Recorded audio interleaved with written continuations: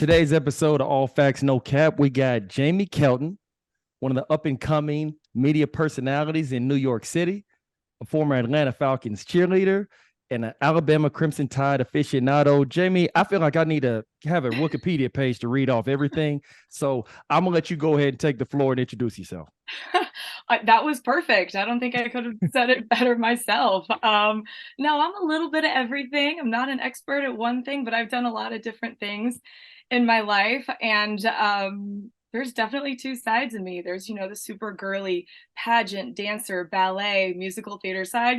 And then there's the other side where all I want to do is eat a chicken wing and watch football and talk smack and, sit here with you and chop it up. So thanks so much for having me. This is awesome. All good, man. Happy to have you on. So I'm gonna go ahead and just jump in right away. For one, I've played with guys. I know people that played sports, were student athletes at University of Alabama, but I don't really know of many people that just went there like for school. So I'm gonna let you go ahead and get me up to speed on that. And then furthermore, I want you to tell me, is Nick Saban and the Alabama Crimson Tide, is their reign, is their terror over college football, is it now past its prime?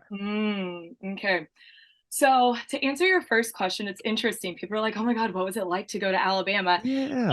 And I'm an only child, and that's like when people ask me, "What's it like to be an only child?" Well, I don't have anything Mm. else to compare it to. So I guess it was great. I didn't go to college twice. That's all I know. But sure, it is the quintessential college experience. The campus is gorgeous. The buildings look like, government buildings in Yeah. Washington, D.C. The sorority houses, fraternity houses are unbelievable. The stadium, my freshman year, I could have fallen out of bed and fallen into the stadium. My dorm was right Mm. across the street. So everything is close and together, and the quad is right there, and there's the squirrels and all sorts of stuff. So it's a quintessential Southern college experience. I see. Interesting, because yeah, I've always seen it from afar. You see, what is it, Hmm. Brian? Is it Bryant Denny Stadium? Hmm. Yeah, you always see that on TV, like CBS or ESPN. I've just always thought, like, man, that must be so cool to be in that type of atmosphere. So, okay, now moving on to Hmm. your industry, sports journalism, being a host, being a personality. Talk to me as far as how any sort of struggles, any sort of difficulties that you've had being a woman in such a testosterone driven type of environment. Yeah, I actually didn't answer your second question, so I'm gonna Oh, okay. circle You know circle what? back, circle Yeah. back, and All right. and talk about if the Alabama rain has come to an end. How many times have we heard that narrative, Stan? How A many lot. times over the last 15, what Saban's coach, 17 years? No, 15. Mm-hmm. I think this year we didn't it's undeniable that we don't have the talent that we're used to having, Yeah. especially in the wide receiver position. Mm-hmm.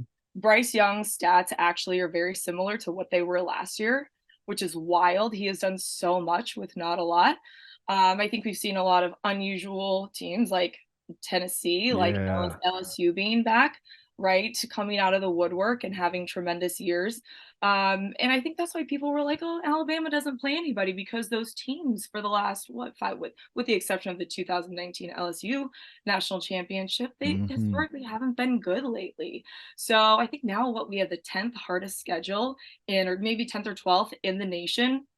So to have those two losses by a combined total of 4 points, Yep. with the time left on the clock being, zero point 0.2 seconds and overtime, I would say in the past we usually win those games. Yep. All right. And Agreed. that is the difference. I think this year we haven't, but we haven't had those magical moments. We haven't made the plays we have dropped. I mean, I majored in dance, and they only taught me to count to eight, but I know it's a lot more than eight balls we've dropped this year. Okay.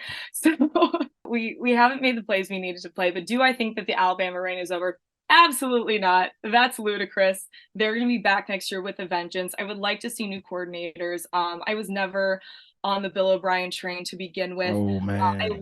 I loved Sark. I loved Kiffin. They were just exciting, like almost like sexy play callers, right? Like when Lane Mm-hmm. would like give you the touchdown before he even threw the ball, like the quarterback threw the ball. I was like, Yeah. it was so great. It was so fun. Yeah, but I haven't loved our play calling this year. The penalties go I mean, that's not usually indicative of a Saban coach team.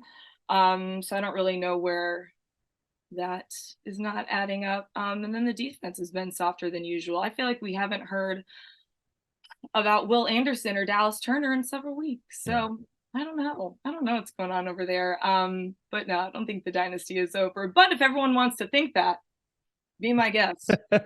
Okay. All right. Speaking of Sark, the head coach of the Texas Longhorns, they're going to be coming into your territory pretty soon, along with them Oklahoma Sooners. How do you see UT and Oklahoma matching up? How do you see them performing in that vaunted SEC?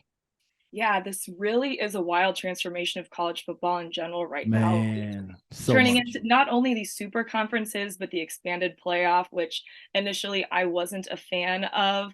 I said, if we're going to expand it, make it 6 teams, right? Let your number 1 and 2 get a bye, right? Reward somebody, then we'll have an extra game. That's fine. But the super conferences are going to be really interesting.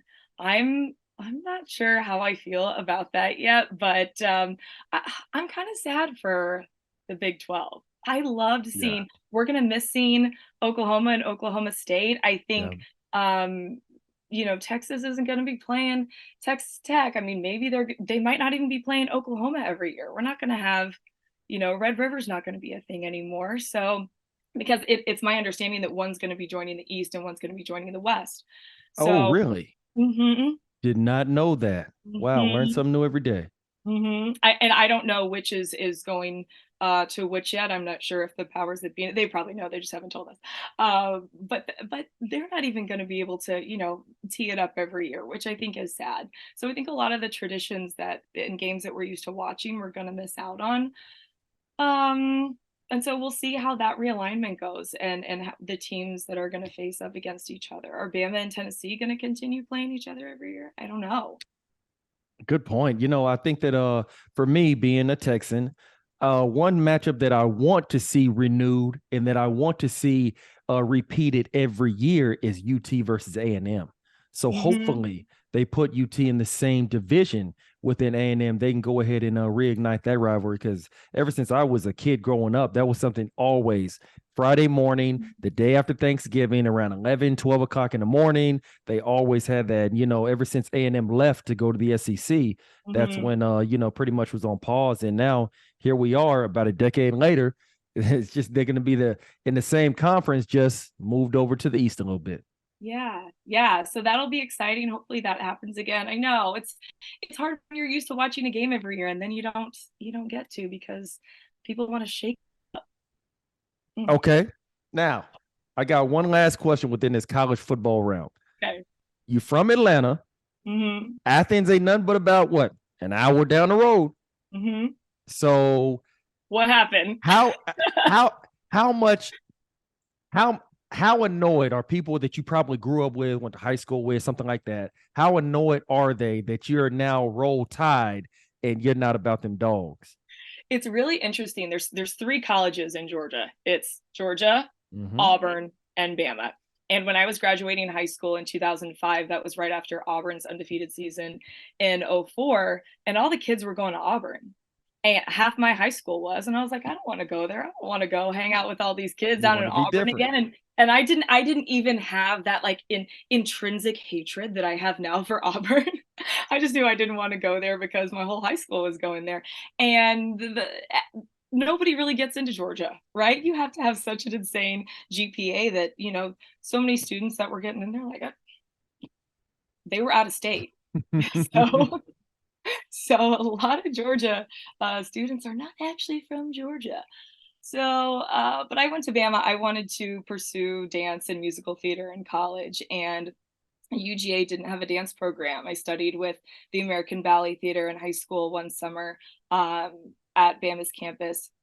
Shocking, no one would know that we have an incredible theater and dance department. We have countless Broadway kids and movie stars, and you wouldn't even know. But that's where I went because that's what I wanted to pursue. And it just so happens that, the football bug bit me. We were talking about Bryant-Denny Stadium. I was just about to ask that next. Yeah, earlier. And growing up, I always went to private school and football wasn't like a big thing. And that was something I wanted in a college. I wanted to have sorority and football and all that, Mm-hmm. even though I didn't, understand what was going on or who was going what direction or any of that. I was like, special teams, that sounds stupid.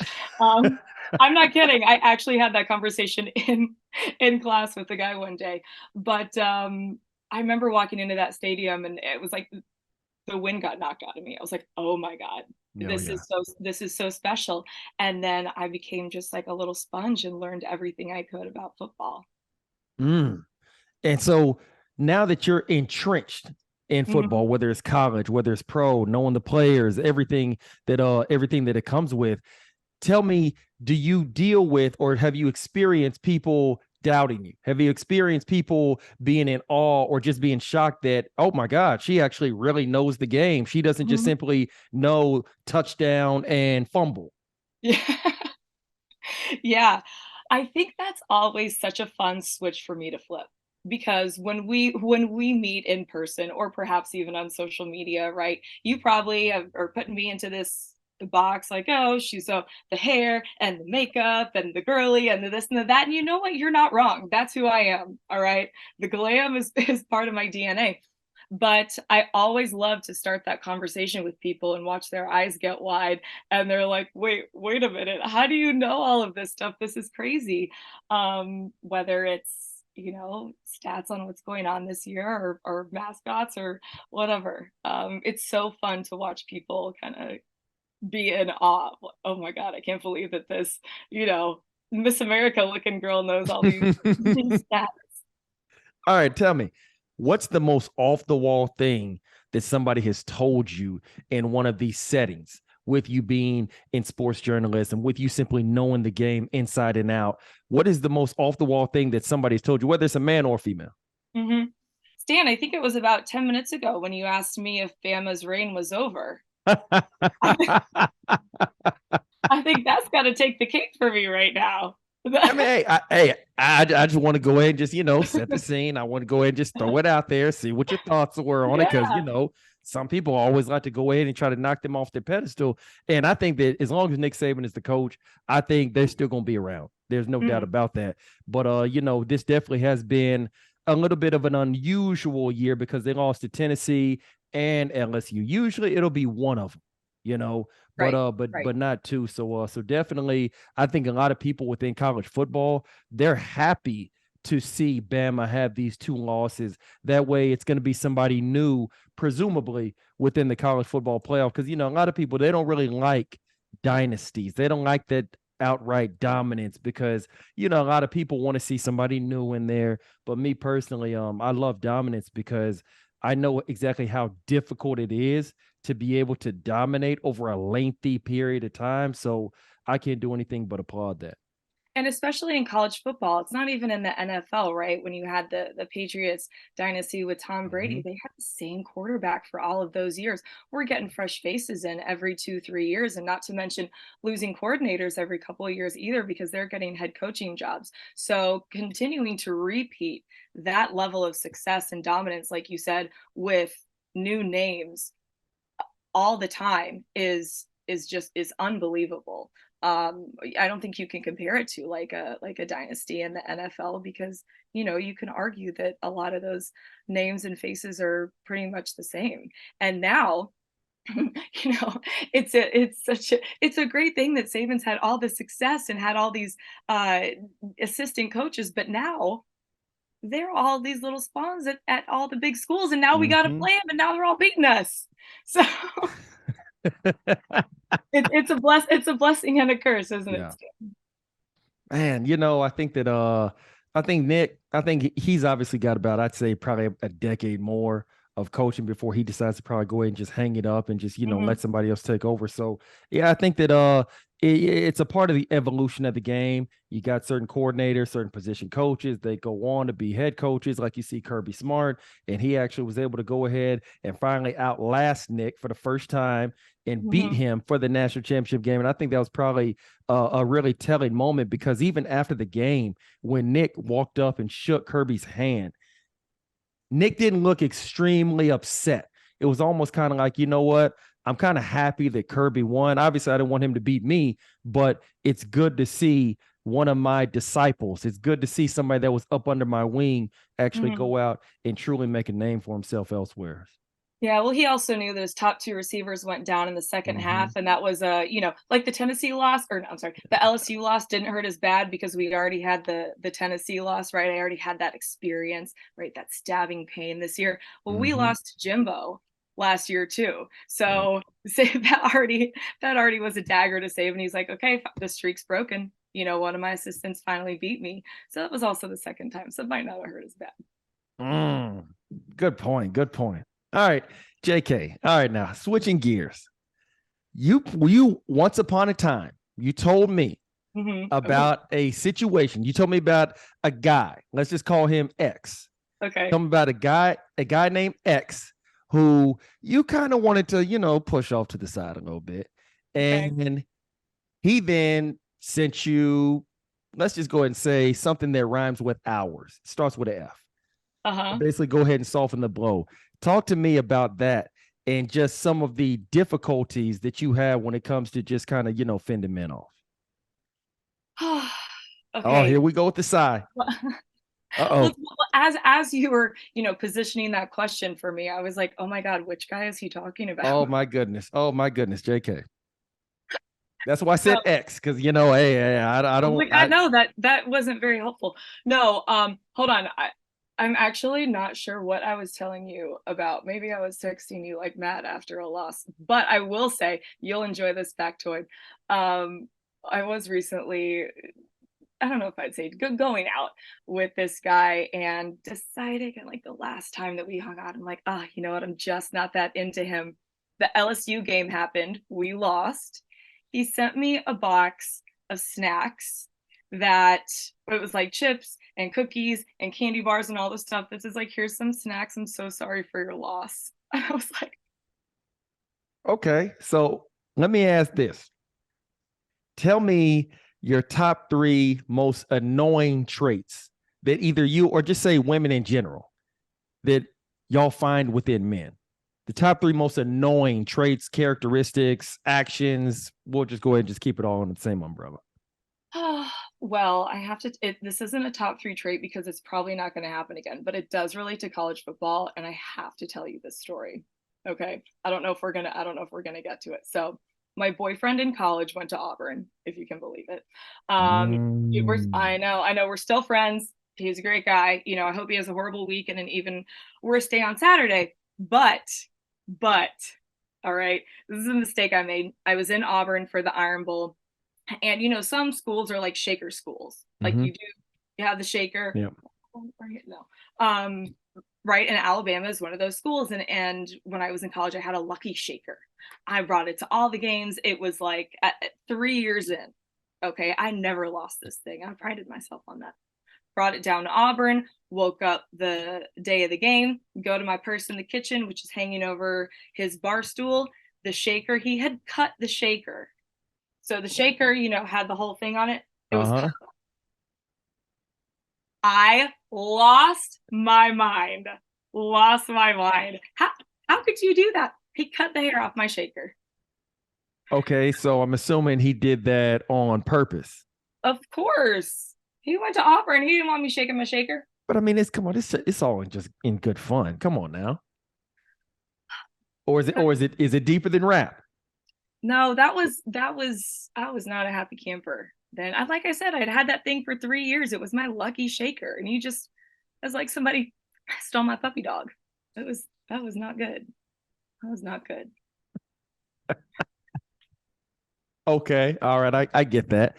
Now just go ahead and give me like the most annoying non-college football traits that women have with men. I love a man with a plan. I love you to be the leader, to be the aggressor. And if you're asking me out for the first time, I do not want you to be like, well, where do you want to eat? Where do you want to go? What kind of food do you like? What part of town? No. Tell me what we're doing, what time to be there, and what I need to wear. And I will show up with bells on. So I hate just kind of like the whatever you want. And now I think, there's obviously a time and a place to that when you're, making decisions together later down the road. But I think in the beginning, for me, it's very attractive when a guy is like, this is what's happening, this is what we're doing, and I'll see you there. And is in control, right? I want to Mm-hmm. be able to like sit back and relax and flow And let and him get lead. to know you and enjoy and feel the vibes. But you to have like the structure and the leadership within the plan of what we're doing when we go out. Okay. Now, let me go ahead and ask a follow-up question on that. Okay. And I've had homegirls that I've had this conversation with before, and I get it. I understand exactly what you're saying. Basically, you like an alpha. You like an Mm-hmm. alpha male. So now, here we go. From the man's perspective, at what point is it being an alpha male and having a plan versus feeling like he's being too pushy or like he's being too aggressive? Well, I think when it comes to making plans, that's not really like a fine line. Um, but I think that can come across in conversation. I think that can come across, if you're trying to make moves throughout the night, if we're Yeah. still talking about like the first date situation. I think, once we've gotten together and we can, okay, well, let's go here. Okay, well, let's do that. Then we can flow, right? But I think that initial, especially in the first few dates, that initial structure and that plan is so important. Aggressive is like too aggressive is like on Saturday. I'm like, okay, we're gonna watch the game at the Ainsworth, and he's gonna be like, no, I actually made reservations at Sports Bar A on Or 13th Street bounce. or Bounce exactly, and I don't like watching the game at Bounce. He's like, no, we're watching the game at Bounce. No, you can. I'm not gonna be there though. Okay, So okay. yeah, I think when the the leadership turns into like a conflict, that's maybe when the aggression goes too far I get it. I get it. to make Okay. to make that make sense. All right. Okay. Let's go to number two. Okay. What's your second most annoying trait Oof. from us men? Oof. Annoying, annoying, annoying, annoying. I must Uh, say, as a man, like for our species, I am kind of happy that you're hesitating or you're not able to just go ahead and fire them off. So maybe my kind, maybe my species is actually getting better out here in the out here in the dating world.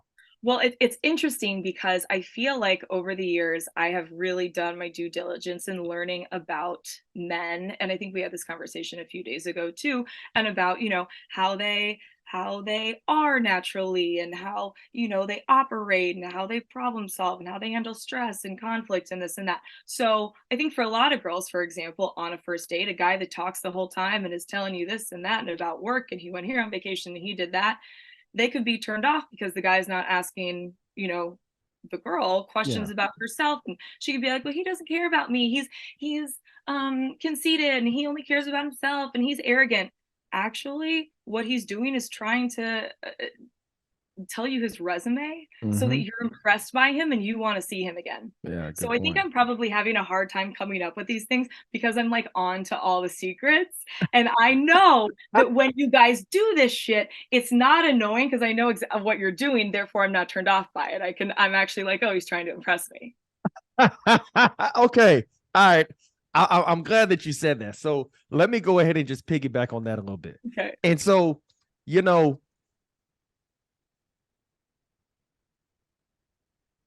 it's tricky. And this is why. Because, It's tricky.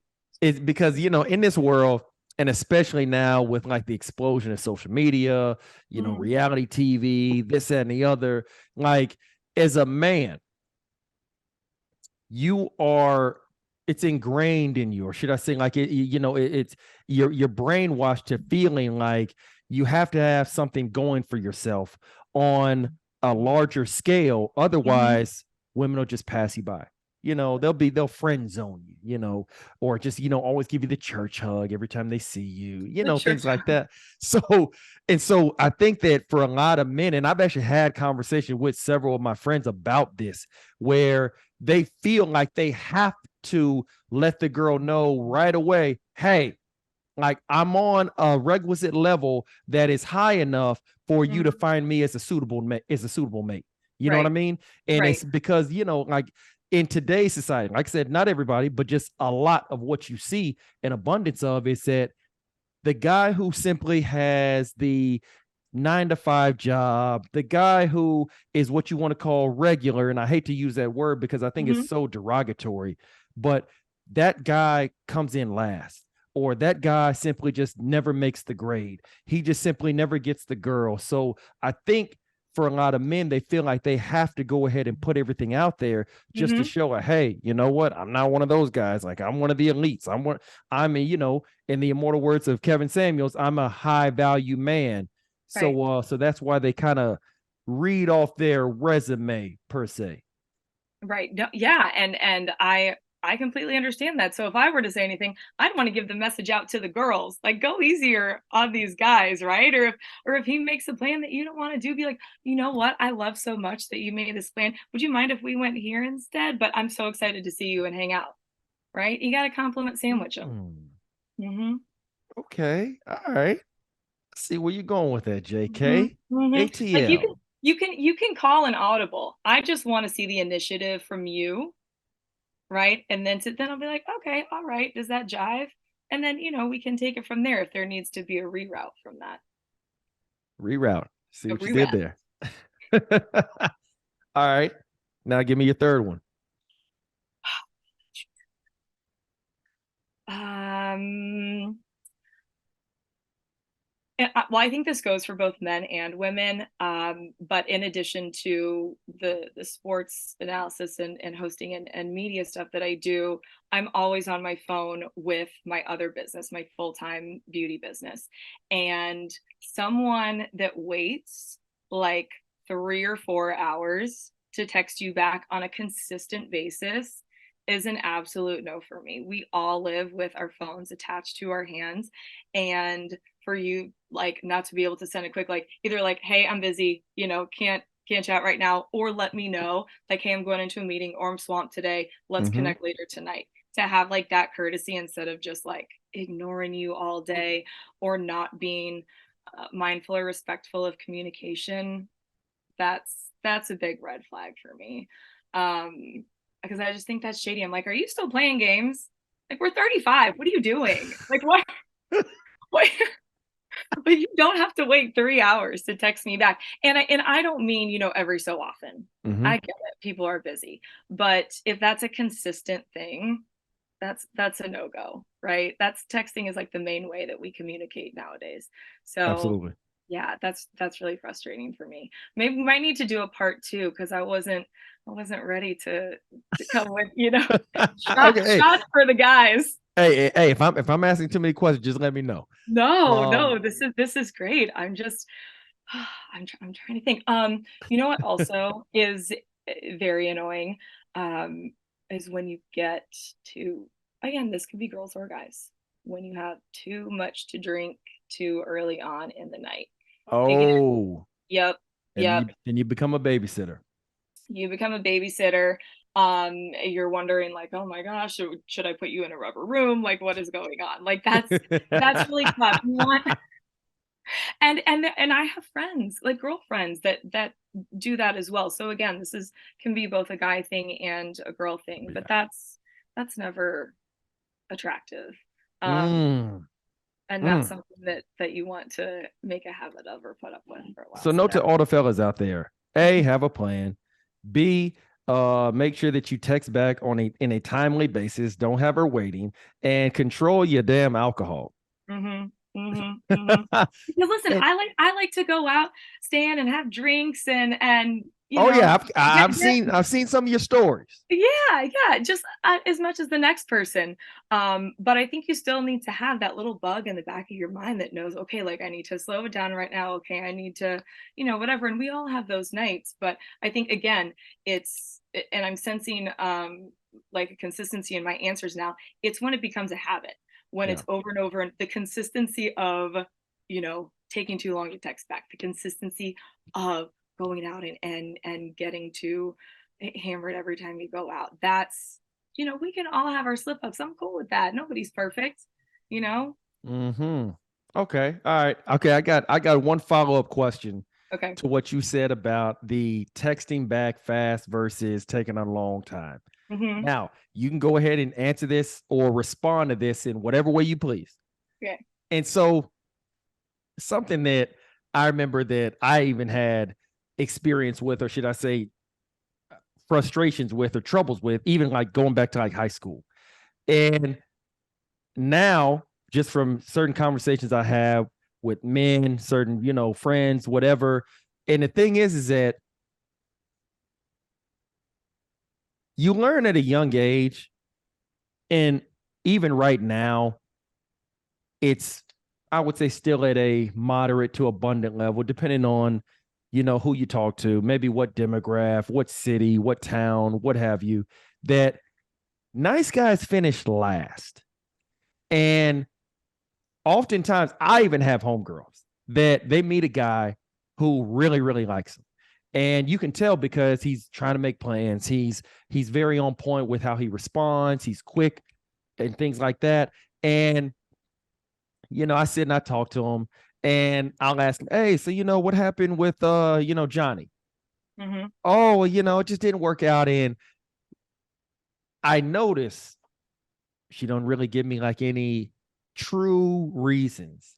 And what I gather, and she wound up actually admitting this to me later on. Basically, she felt like he was too nice.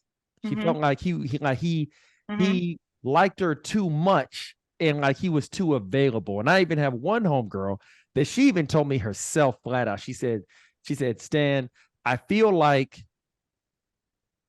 he's too into me." And she literally said, like, if I found out that he was talking to another girl, I Hmm. actually would be more attracted to him. Hmm. And so that's where I think, as far as some men not texting back right away, taking, time to respond, that may be part of their way to try to the convey the note to the female that they are not all the way after them just because they don't want to come on too strong. And Yeah. so a lot of guys feel like nice guys finished last. So I said what I said my I said piece. what I said. I'll let you go ahead and you can respond to that in Yeah. whatever way you choose. Yeah, so that for me is like an individual behavior that you're trying to convey like an entire state of being, right? And I wish girls would stop saying, "Oh, he was too nice," because I love a nice guy. I want you to treat me well. I want you to be nice. I want you to be respectful. I want like all of those. That's attractive to me now. It's not the jerk that is, talking to five other girls in the bar or what have you. We need to replace the word nice though, Stan, with this guy doesn't have an edge. This guy doesn't have other interests, right? I want the guy with an edge. That they say he's too available. No, he's just not occupying his time with enough other things that probably don't that are going to make him not interesting, that he can't talk about, that she can't relate to. So he seems too available because he doesn't have enough going on for himself. It's not that he's too nice. And he also like, if you're a female that has that kind of energy, right? I want that matched in a guy. I want that edge. I want to be able to spar with you, to joke with you. And if you're just like, yeah, it's the same way when guys say like, yeah, she's pretty, but there's nothing else going on up there. Mm-hmm. Or girls get heartbroken because like, oh, well, he's not as, they're so focused. They put all their eggs in one basket when they start seeing this one guy. Right now, first of all, you need to still be seeing like multiple other guys when you start seeing one guy. Girls, stop putting all your eggs in one basket just because you meet someone that you think is attractive. Okay. um but they put all their eggs in that one basket, and then they're stressing out about this one guy, right? And then he gets turned off because he can feel that energy, right? And now Mm-hmm. he's like, oh my gosh, I have to do all this stuff, and like, what if I don't, what if I screw it up? And then he backs away. So the girls can do that exact same thing and turn the guy off too. But it's not that he's too nice, because I would argue that most mature, uh, developed women, we don't want guys that are jerks, right? Yeah, okay, sure. Like maybe like when you were 22, but I don't think we're talking to 22-year-olds right now. Oh Um, no. but we have to come up with another synonym, another noun for nice, and I think it's the lack of edge. Yeah, yeah. I mean, I think that's perfect, spot on to say lack of edge because that's something I hear a lot. And, it just seems like just from some of the conversations I've had with whether it's homegirls, whether it's homeboys, or, just watching, even just simply going to a bar and just watching from a distance, people Mhm, watching is mhm. something I love to do. And so that's always perplexed me. And even like in high school, you see that dynamic, and you always kind of wonder, like, man, like, why does it seem like you just said the guy with edge? Why does it seem like he tends to have more success with women than the guy who lacks edge, things like that? Yeah, you want what I want the nice guy with an edge. That's girls, that's Okay. what you should be shooting for, right? That has his own stuff going on, that is like busy, but also makes time for you, right? We all want busy people who are committed to making time for us. Now, let me ask you this. Okay. Okay. From a woman's perspective, why do you want a busy man? Well, right? He's got to be gainfully employed. Mm-hmm. Okay. Agreed. So Agreed. I get that. and if you are, probably established in your career, probably have business stuff you have to do at night, then you got to have probably a couple nights for your friends, and then you got this with the family, and then this, then you got to go, play in your rec basketball league, and I don't know, like you want I don't know what Okay. all you guys do, right? But I know that there's an opportunity for there a lot to be going on. And Yeah. then that's just hard as an adult, right? To kind of find that balance of fitting all of those things in. And I think that that's something that we're always striving to do, is find balance within, our career, our personal life, our, maybe spiritual life, whatever it is. Drink enough water, call your mom, like Mm-hmm. all those things. So, but I think that is a big sign of I'm into you and I care about you, when I know that you have a lot going on, but you are still making time for Making me. time. Yeah. I get it. Because I got my stuff going on too.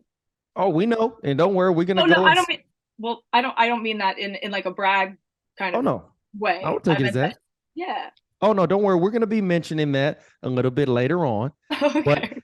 you brought up 22-year-olds. Hmm. So take me back to your younger years. Life as a cheerleader for the Atlanta Falcons, your hometown.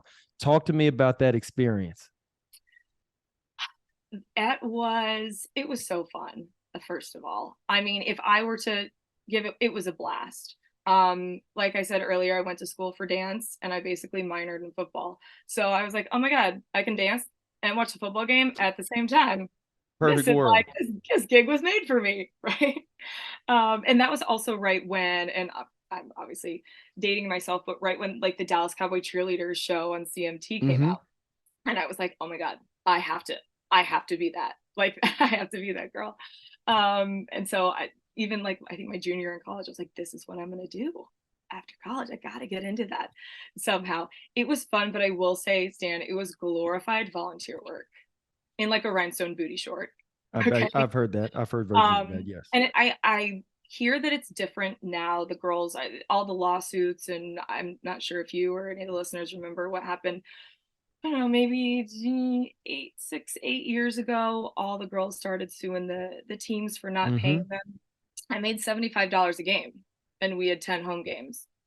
And if you think we practiced 7 to 8 hours a week, I was going on 3 to 4 appearances all over the state of Georgia, which weren't paid. As a rookie anyway, you had to do 20 charity appearances before you could start getting paid. So I was collecting my $75 every other Sunday, and that was it. Talk about being busy, right? You obviously had to have another full-time job in Mm-hmm. conjunction with cheering, and it was actually a requirement. So, and they always wanted to. This is what I don't like about professional cheerleading, professional dancing, is I like that they highlight you for what else you have going on in your life, but I think that also takes away a little bit from the hard work that you've done your whole life to earn a spot at that level. I see right? what you mean. It's like, oh, James is a cheerleader, but she's also a chemist, and she also, is on her way to finding a cure to cancer. I'm like, I've been dancing since I was 5 years old too, and I'm Hmm. a really good dancer. Can we talk about that also? And I don't know if it's a way to try to overcompensate for the sexy appearance that cheerleaders have, which I'm a full proponent of. But I don't. I, that's a thin line to walk too. But I feel like the dancing part isn't as, and I think it is in Dallas. But a lot of other teams don't celebrate that like they do. Well, oh well, she does so many other things. Okay, fair, great, I do. But let's talk about the talent too. Yeah, I definitely see what you mean on that as far as like being able to highlight all aspects and not just kind of fixating, Mhm. on one portion of it. That way everything is more of a broad congratulatory type of experience rather than, trying to, not shed light on this, but highlight and profile that. So I definitely see what Mhm. you mean. I think that almost sorry, I don't mean to cut you off. I think Yeah. that almost perpetuates the narrative of, yeah, we're only here to like look hot and shake our palms and all of that. It's like I said, it's like an overcompensation for it. And that's that shouldn't be that way. I didn't even know where that tangent came from. But it was really, really, really it was really fun. I remember, hold on. I'll tell you a fun story to not make it so serious. We were playing the Saints and we would line up in the end zone right behind the goalpost, right Mm-hmm. before we would go on for the 2 minute warning. And Jimmy Graham was still playing for the Oh Saints, yeah, I playing for remember. the Saints, and I'm standing there, and it's actually there's a picture from TV on ESPN. I made like Sports Center or whatever, but he dunked the football, almost whacked the girl next to me in the head, and I'm just there like, because we almost got crushed by that football in the end zone there. So that was immortalized on ESPN, which I thought was cool. So, Oh, speaking Jimmy of Graham, we team. almost had concussion protocol on the sidelines. And that's exactly probably like in today's time, exactly the type of hysteria that probably would come from it because like you just said, Hmm. it very well could have been a an injury type of situation rather than it being, just a simple celebration. Yeah. You know, and I remember my days back in Oakland. I remember my days in Kansas Mhm. City and even with the Texans. And we always had, especially in Oakland, there was always the requirement that players could not fraternize. They could not talk to Yep. the cheerleaders. They couldn't date the cheerleaders. Was it the same way for the Falcons? Definitely, definitely. We had a 5 page or 10 page contract. I don't know. And then after all the lawsuits happened, it was like a front and a back. And there was no Uh, fraternization clause. It was you couldn't talk to them if you were on an appearance with them. It was so weird. Like we're all adults. Come on, you can't even say hello, goodbye, or you were in trouble. So okay. very, very silly. But was that hard for you? Because yeah, I know y'all were like, mm-hmm. Okay. Listen. Now, there may He's or like, be, no, not me, never there me. may or may not have been, back in my day, a couple players that may have gotten to know a Mhm. few of the cheerleaders in one way or the other. It may or may not have happened. And the thing is that that happens on teams from time to time. That's what leads me to my next question. Was there anybody on that squad at the time? You ain't got to say no names or nothing like that. Uh-huh, But like, uh-huh. did everybody follow that rule to suit? What, yeah, Stan, I don't kiss and tell, and I don't tell on other people's kisses too. So I don't know. I'm not gonna say if that happened one way or the other. But Ooh, okay. what I will say is we were all scared shitless because they were so they were so extreme about it. We Yeah. were like, oh my, yeah, like let's put men and women in the same room and not allow them to say hi to each other. It was so silly. But no, we were terrified. They're like, oh, because they're not getting in trouble. We're not going to pay you, and we're going to kick you off the team if you breathe in their direction. Okay, I'm just I'm just here to dance and collect my $75. Can I go? So. No, I definitely get it. So, yeah, I think that, like you just said, with the possibility of lawsuits and all of those type of ramifications, it's probably just something that the team does to try to go ahead and cover their own ass.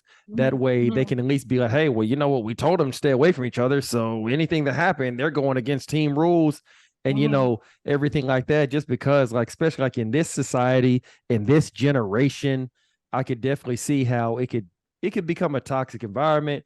It could be an unhealthy environment. And it could also be a situation where maybe somebody feels like they're coerced, like they feel like they're kind of being forced to do something that they didn't really want to do. So, yeah, I definitely see the reason why that mandate exists.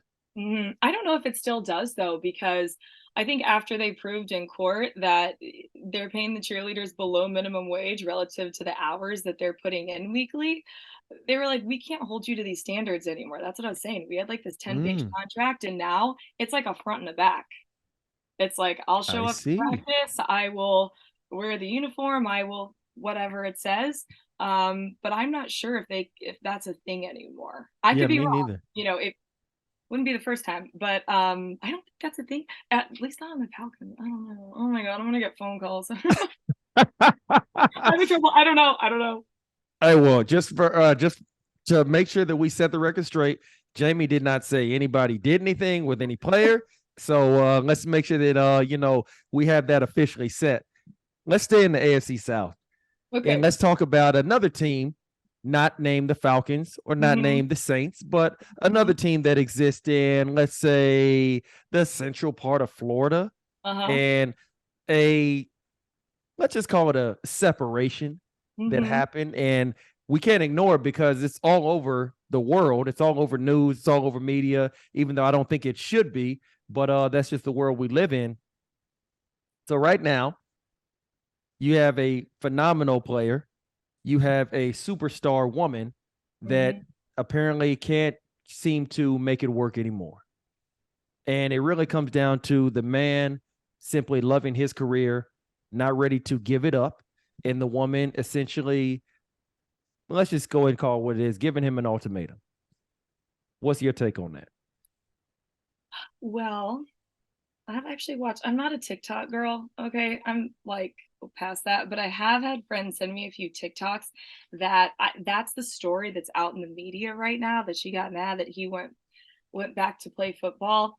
And I have some thoughts on that too, so I will get back to that. But there's this whole other narrative now about some sort of crypto thing, and then this one went on a trip, and that one, and I wish, oh, Mm. I wish I knew we were talking about this, and I would have had my facts more aligned. I'll send you these links, but All it's right. really interesting. These TikTok investigators are just, I mean, next level, Oh man.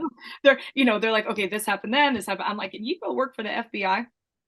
um but the timeline of events, and when things were good, like earlier this year, they were in Italy or somewhere on a trip, and then they came back, and then everything was good. They show these pictures, and then there was camp, and then it came back and everything was good, but then they went away on this trip, and then they lost all this money, and that's when Oh, the so interesting.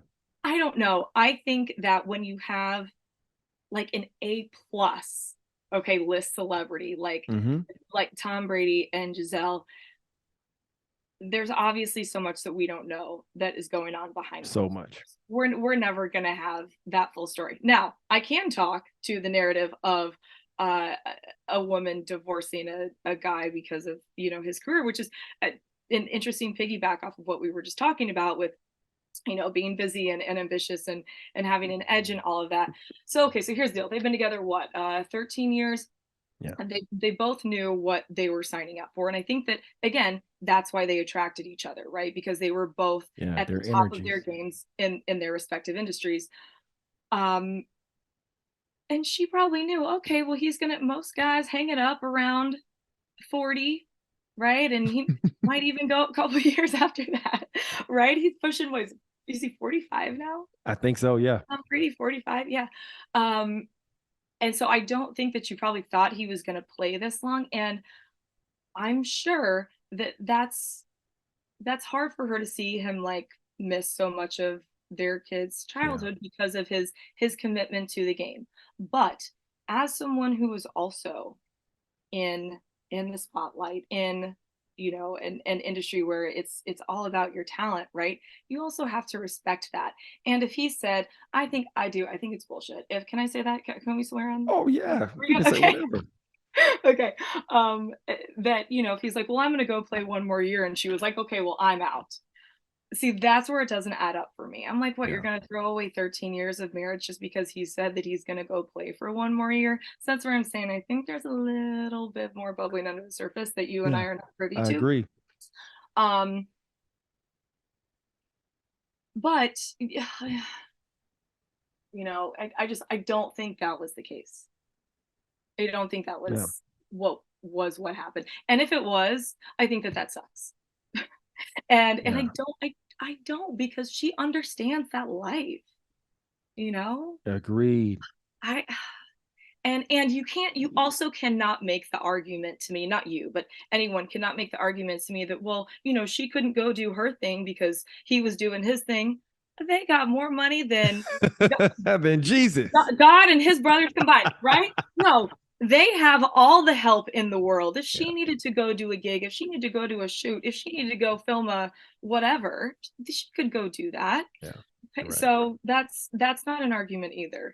Um, but let's say that was the truth, that she divorced him because he wanted to go play one more year. I think that sucks.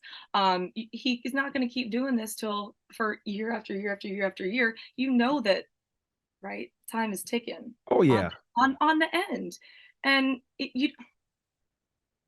don't know. I don't know. It's like, what it's like, Stan. It's like putting a drive together, going 99 yards down the field, and then fumbling on the one. Oh You're like, man, okay, there's that's nothing it. worse than And you just fumbling put on the together this one. beautiful drive, and then you fumble it on the one. Oh my goodness. Oh my man, that is such a euphemism. That is such an analogy just for so many different dynamics, so many different aspects on the planet. There's nothing worse than being in the red zone. There's nothing Mhm. worse than being in position to score.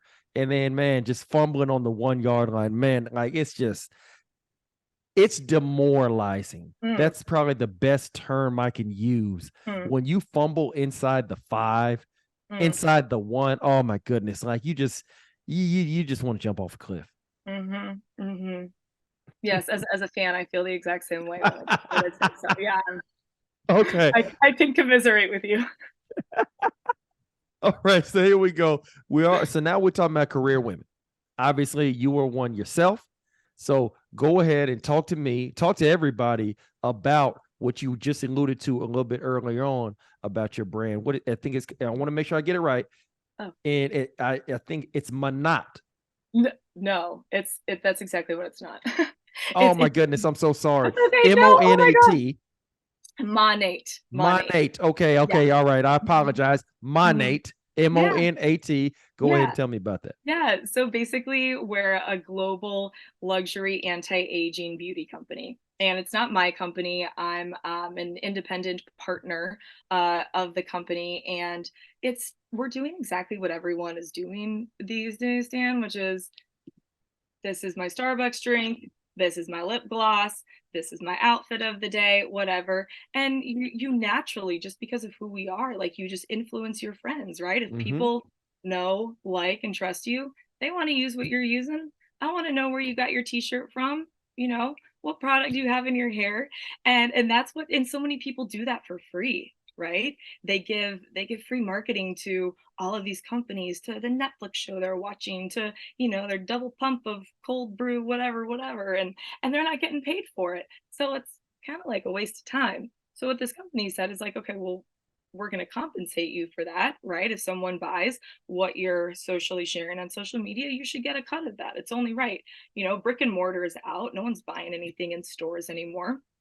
It's all done through, hey, what are you using? Hey, what are you using? Hey, what are you using? Mm-hmm. So that's the premise of the company, and that's nothing new. Network marketing's been around for probably maybe not 100 years, but closing in on it. But if you want to, share products, make a commission, you can do that. And if you want to build a business and teach other people how to do that too, and like mentor a whole huge team around the country, which is what I do, you can do that as well. It's really flexible. And we're just having fun with the best products in the game.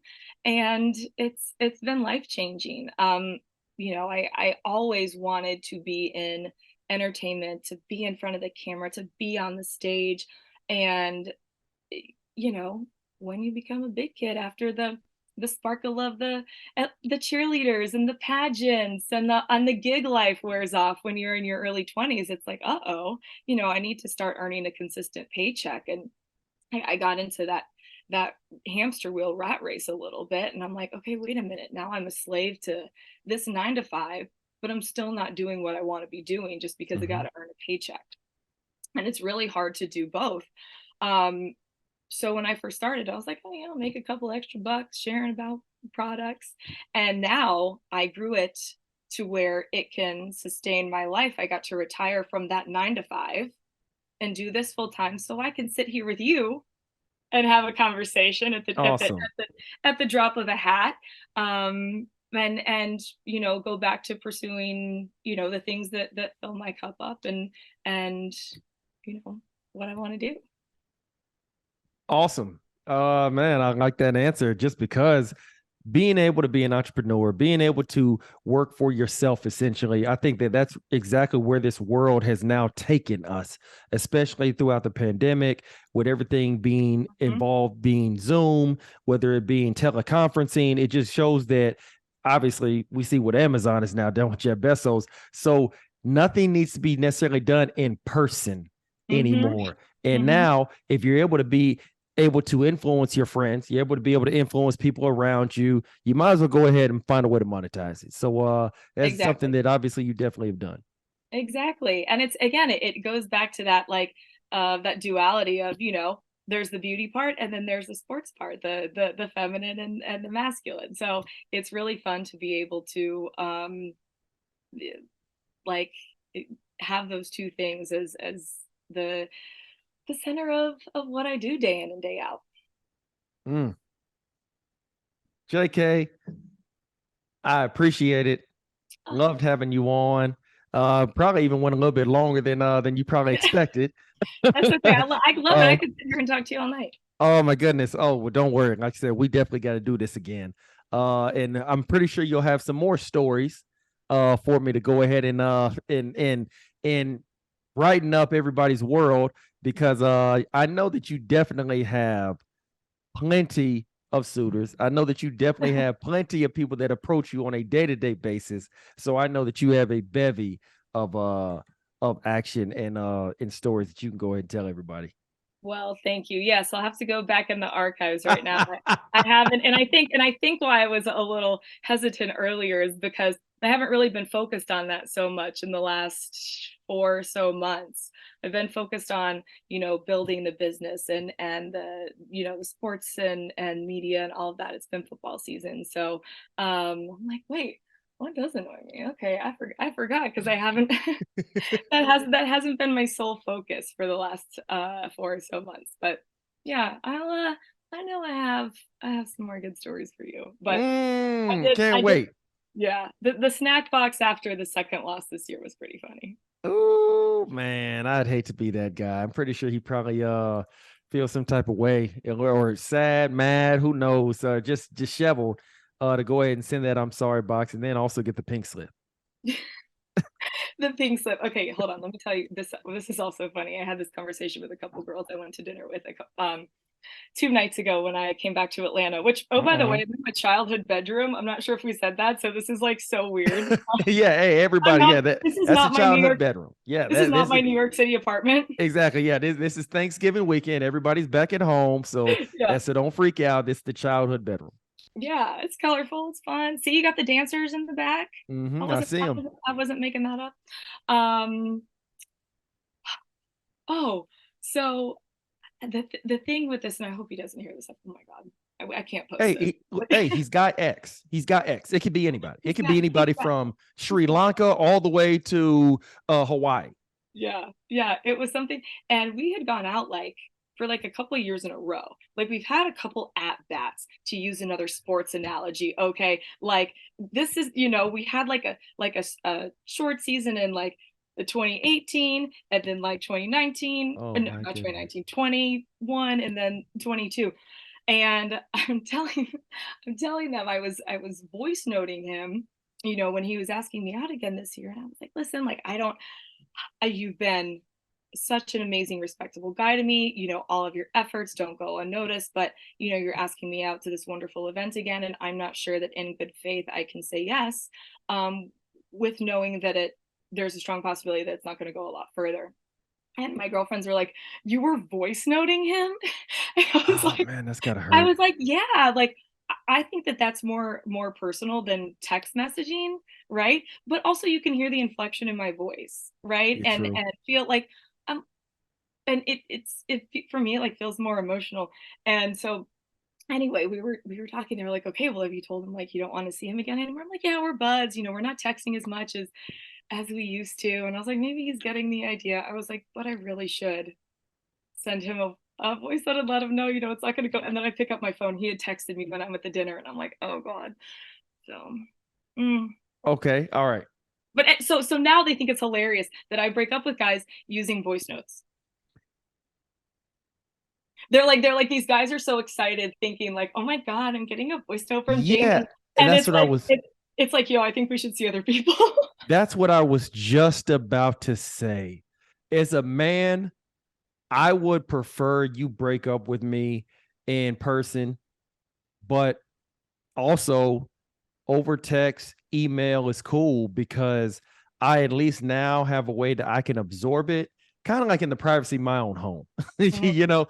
But like the voice note, it's man, like It because wasn't the relationship wasn't substantial enough to where it's not like a breakup. It's like we're not going to continue to go out. You know what I mean? So like we only got out like a handful of times. So it would have like warranted probably a text message, but I don't know. I thought that that was you can hear like doesn't make me feel good, right? And I think a text message is like a real easy way out. I think that's kind of chump sometimes. I mean it is, you know, But but I think I don't need to tell you up and tell you, like, we don't need to have a conversation about it. It's just like a vocal text message. Hmm. I Is that mean no, wrong? I get it. Should I stop doing that? I should stop. I mean like Dan hates it. I get it. I see the positive. I see the positive reason behind it. I really, really do. Mhm. From a man's standpoint, and I'm assuming this guy probably really, really liked you. And so it probably hit him like really like low, like a gut punch to I open up haven't that sent it voice. yet, though. I Oh, haven't you no, oh, so you're saying you haven't sent it. no, okay, so wait, so when he started asking me out again, I was like, "Oh, I don't know if I should go down this road again." And Oh. so and that's when I told him that, and I was like, "You know, instead of going to this, you know, big, huge concert that you invited me to, let's just do, like, drinks for dinner and then, like, you know, see how it goes." We actually had a great time that first night, so I was like, "Okay, I'll do this again." But then, you know, like I was saying earlier, it continued to wane each time we got together, which is tough. So you have sent the voice note. Well, that initial one, but we dated after that voice note, so what I'm saying Oh, is I we need to see. send another one n now. So Jamie, you're a little bit of a heartbreaker. No, I hate it when people say that because And I'm not just saying just like with this guy. I'm not saying with guy X specifically. I'm just saying like just in general. Like you've probably broken a few hearts, or let's just say you have dashed a few dreams before in life. Is that a safe statement? well, I'm sure, but I think everyone has. I've had my heart Yeah. broken probably just as much. Um, yeah, I don't trust you if you've never had your heart broken. Like that's a red flag. Good point. Good Mhm, point. Yeah, I mhm. don't really know of anybody that has not had their heart broken, or at I least feel like I have a guy friend who was like, "Yeah, I've always been the one doing the breaking up," and I'm like, "Ooh, red flag, red flag." I'll tell you this. If he is, let's say, under the age of, let's say, 25, 26, Mhm, maybe, just maybe mhm, he might actually be telling the truth. If he is anything over 30, I am very interested in learning his entire adolescent, mhm, his young manhood, his mhm, adulthood, because that means he's never probably been in anything serious. mhm, And every man who probably, done his fair share of breaking hearts and things like that, there's always like an origin story. Like there's always like something that happened long ago, middle school, high school, college, whatever. So Mm-hmm. yeah, I'm with you on that when you say red flag, because like not even like a little bit, like nobody like hurt your feelings, or nobody Yeah. kind of made you cry, nobody kind of, made you want to go and listen to a lot of sad love songs at nighttime, like nothing. So yeah, Yeah. that seems a little weird also. Yeah. Yeah. Yeah. So no, I think to be a well-rounded person, you gotta have a good mix of a good mix of both, Yeah, right? I think it kind of I think it educates you. I don't want to say that, it hardens you, because you shouldn't be hardened, but it definitely, you learn a few things from that. Mhm. I'll go ahead and just leave it at that. Yeah, definitely. And yeah, you learn and you grow, right? If it's, someone that you don't want to date anymore, it's like, okay, what am I learning when I meet somebody and we're no matter how you come into my life, I'm like, ooh, what are you here to teach me? Like, what am I here to learn from you? What is this experience going to bring me? Right. And there are even guys, I go out and I see guys, I'm like, oh my God, I would have loved that guy like 7 or 8 years ago, 10 years ago. And now I'm just not attracted to them anymore. And I'm like, oof, 25-year-old Jamie. That was a guy. Okay. That was a All guy. right. So, okay. When you say 25-year-old Jamie, tell Mm-hmm. me, when you say 25-year-old Jamie would have liked him, or I would have so dated him 7 or 8 years ago, Mm-hmm. what is it about him from 7, 8 years ago you would have liked? Mm-hmm. What is it about him 7, 8 years ago that was, let's say, your type, or just what you appeal to? Mm-hmm. Mm-hmm. I should have known there was going to be a follow-up question. Come on It's now. God is it's watching. yeah, yeah. Stan, it's almost an energy. It's an inexplicable energy, right? And I like to think that I'm someone who's very self-aware, um, relative to like how I show up and in the world, and um, like the type of vibe I give off. And I think it's not a bad boy energy. It's like Oh, like a party guy kind of an energy that I'm very good at putting my finger on it, but I don't know why I'm struggling right now. just spit it out. Maybe you make me nervous. No, no, no. I like to be very like specific with my word choice. So it's I don't know. It's the energy that's coming from the entire like package. I'm just like, mm-mm. It doesn't seem, it's ungrounded. That's a word you don't hear every day. It's, see, I told you I Ungrounded. had to find the right word. It's ungrounded, and it's kind of flighty. It doesn't have strong direction, right? It is not, even if I were to go out with you, you could wouldn't be able to say this is where we're going, and I don't mean the restaurant. I mean the path you're going to take me down Mm-hmm. relationally. I see what you're saying now. Let me ask you this, and let me preface this before I ask this question. I say that because you just described the maturation process. Mm-hmm. You just described growth. Mm-hmm. And that's one thing that I've noticed, even with, I got a home girl that, like what you just said, 7, 8 years ago, she would have been so attracted to that guy. And now she's not, as much anymore. So from a woman's perspective, that growth, that maturation, all of that, everything that you just described,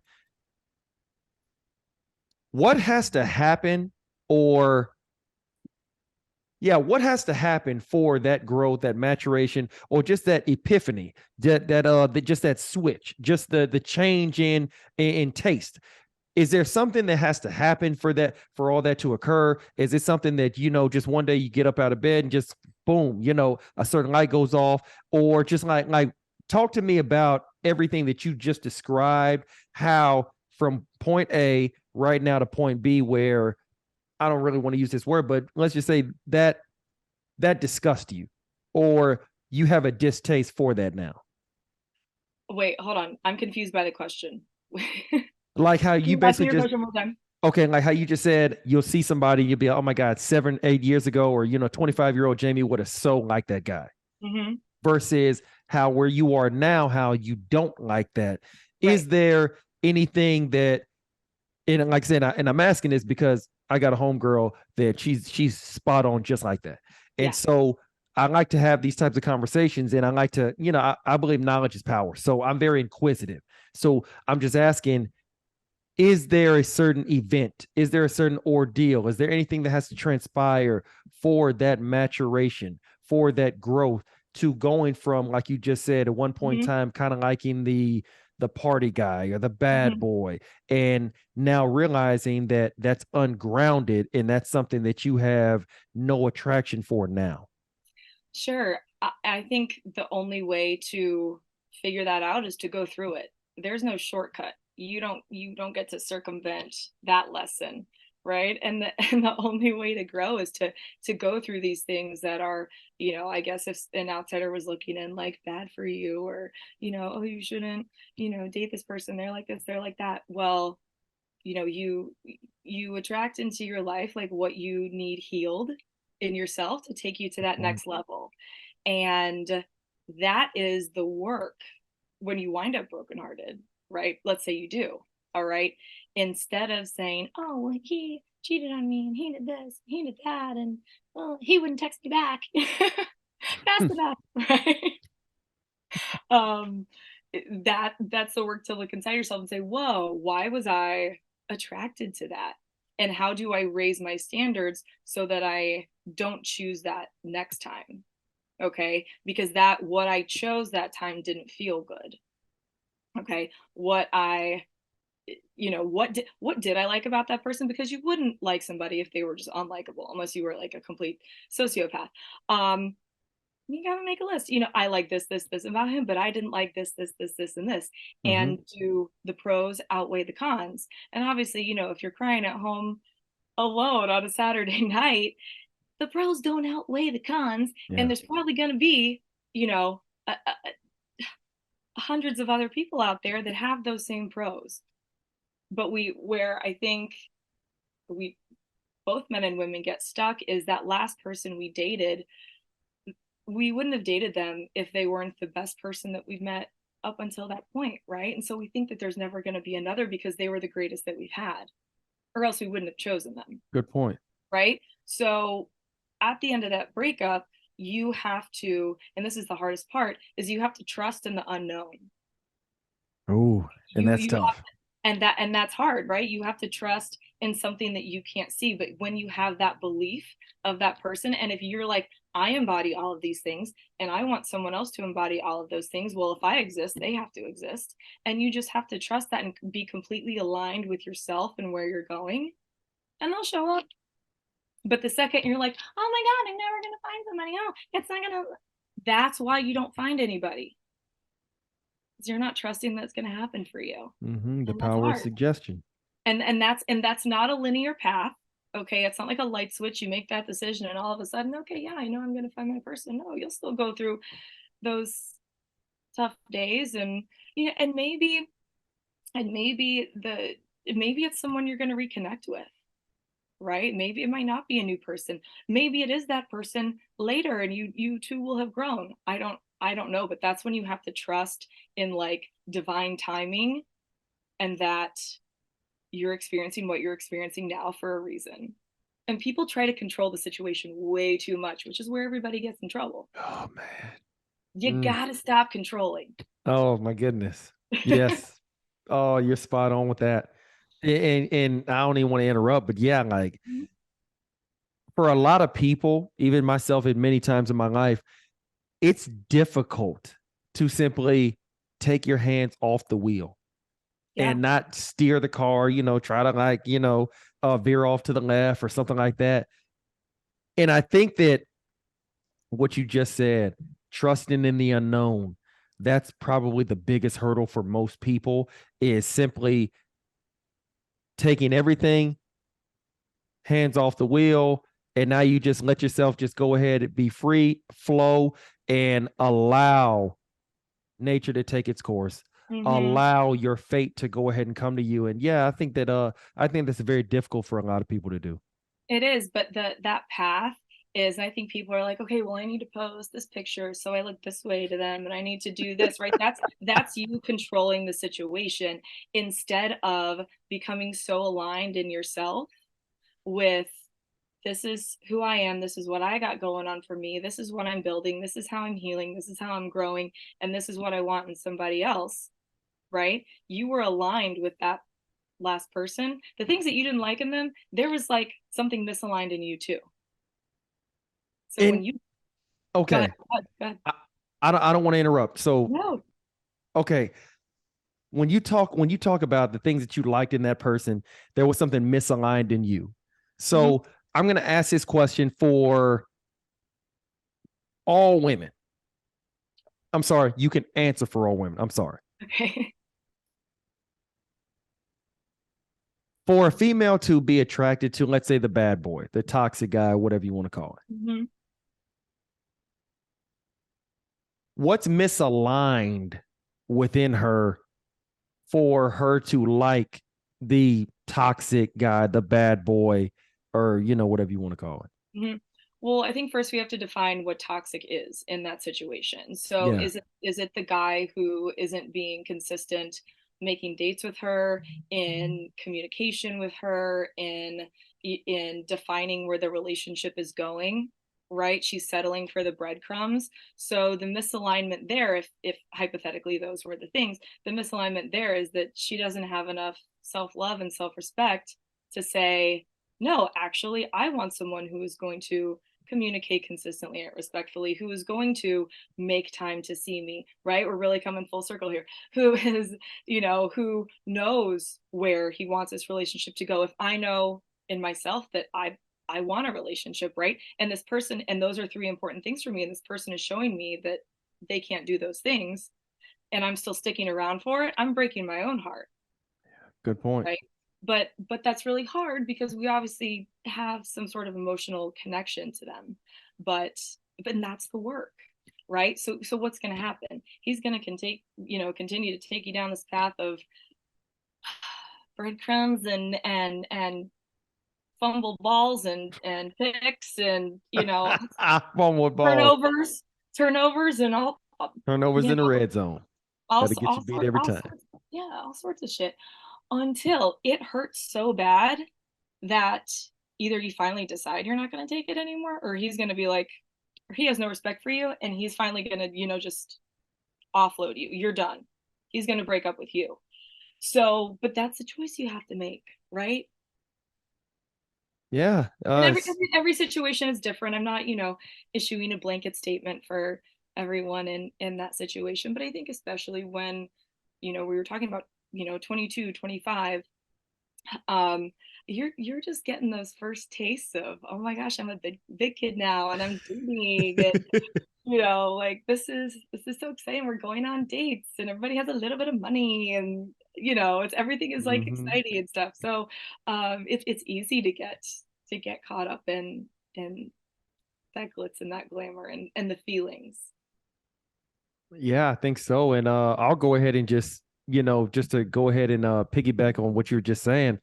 I think for men, the part of men where it's being misaligned is that I think that, and I notice this within a lot of people, and I think I probably even used to be like this maybe back in my younger years, is that if you don't have enough self-confidence within yourself, if you don't have that feeling of self-worth, Mm-hmm. then you try to find that within other people. You try to find that in a significant Right. other. And I think, and the one thing I've kind of noticed with, certain guys, and just from whether it was playing ball or just simply afterwards, and just simply just living life right now.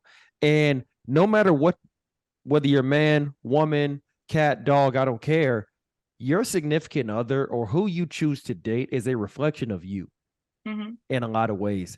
And I tend to see guys that always go for the hottest girl in the club, the bar, the city, the school, whatever you want to call it.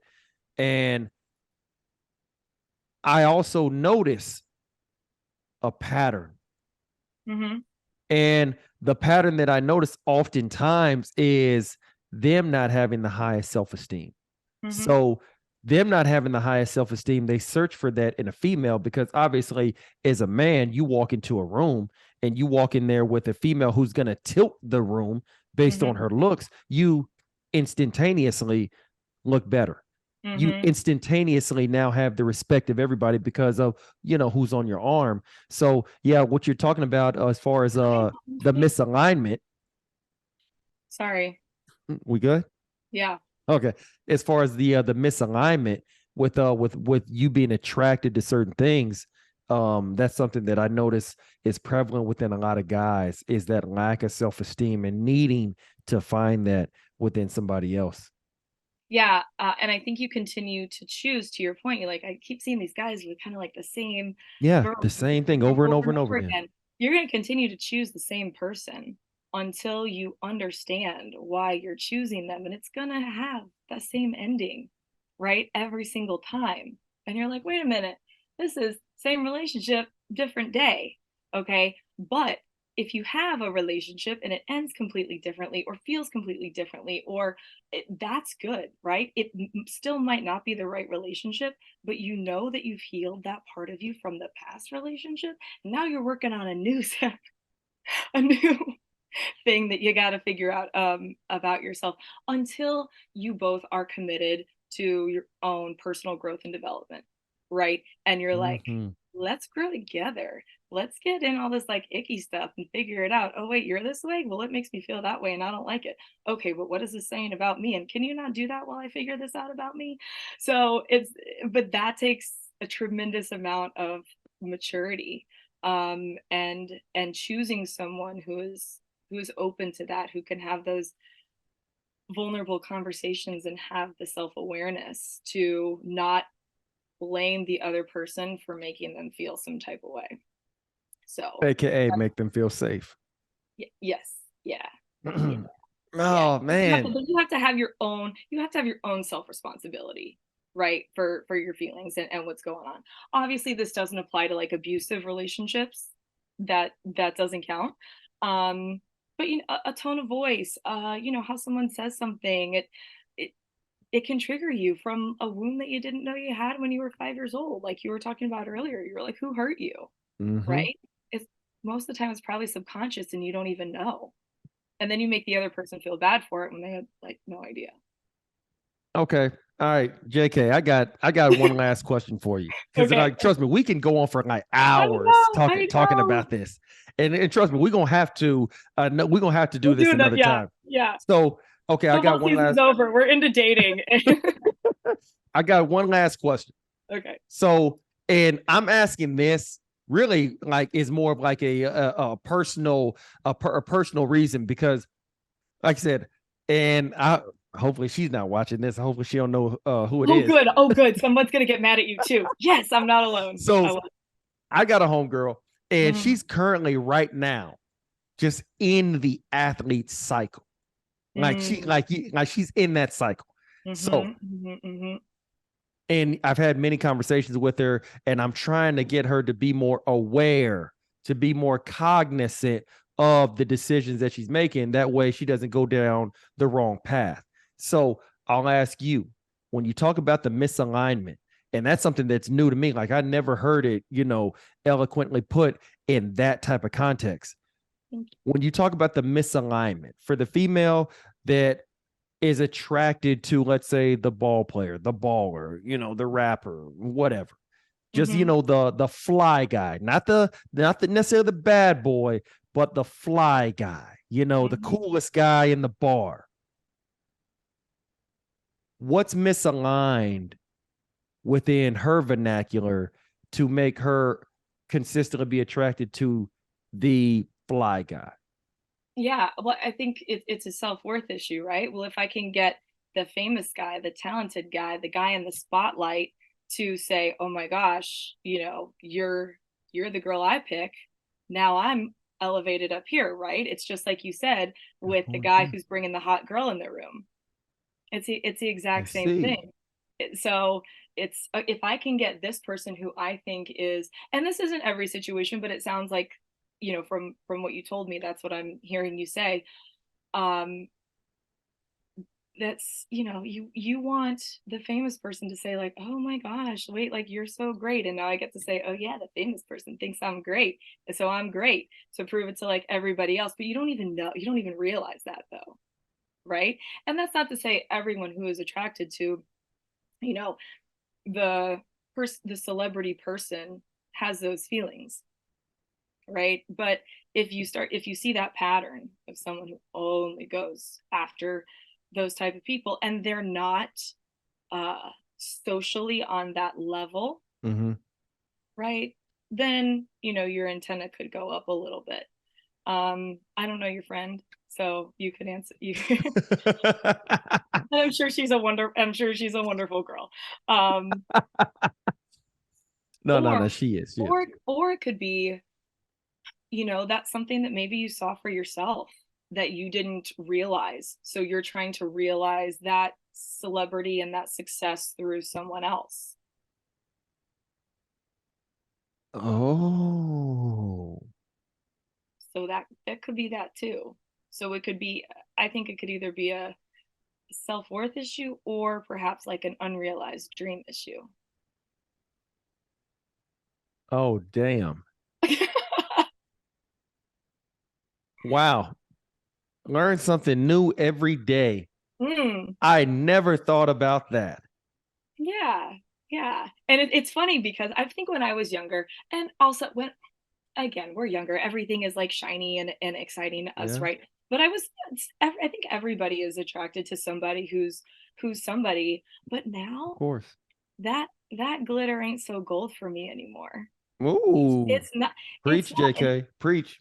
And that's not to say I don't respect people who are at the top of their game, whatever they're. I love it. I love to be surrounded by successful people, right? But that doesn't do it for me. Like perhaps maybe it used to 10 years ago. So, but that's something I'm like, okay, well, I'm no celebrity. I'm not getting paid millions of dollars to do what I do. I'm not on TV. Why do I like these people who are? Because I actually saw myself that way, but I wasn't there. Mm-hmm, mm-hmm, Goddamn, mm-hmm, JK. mm-hmm, mm-hmm. I wish I right now I could put up the emoji of mind blown. Because yeah, that definitely I never thought about it from that perspective. I never did. Like how you just said, like a dream realized, and basically just trying to find a way to reincarnate it. I Mm-hmm. never thought about that. Oh wow. Oh, okay. I'm definitely gonna have to go ahead and use that in my next red table talk with her. Ooh, Whenever she's telling me about her problems. I love it. I love Oh it. wow. I know. JK, man, I I can't. appreciate that. Oh, you are so welcome. I can't wait for the part two on this. I need the up. Oh, we I definitely need gotta the up. have one. I'm invested now. I need the updates. Oh, don't worry. I'm gonna hook you up. I'm definitely gonna keep you Okay. oriented with the progress. Oh wow, but hey, I Yeah. appreciate Cool. that. Of I course. never thought about it from that perspective. Learn something new every day. Oh, Man, that Jamie, makes I me happy. appreciate you. Thanks, Dan. Happy Thanksgiving. Roll Tide. Perfect. Hey, roll tide. I'm all the way with you. All right. Okay. All right, Bye. girl. Be good.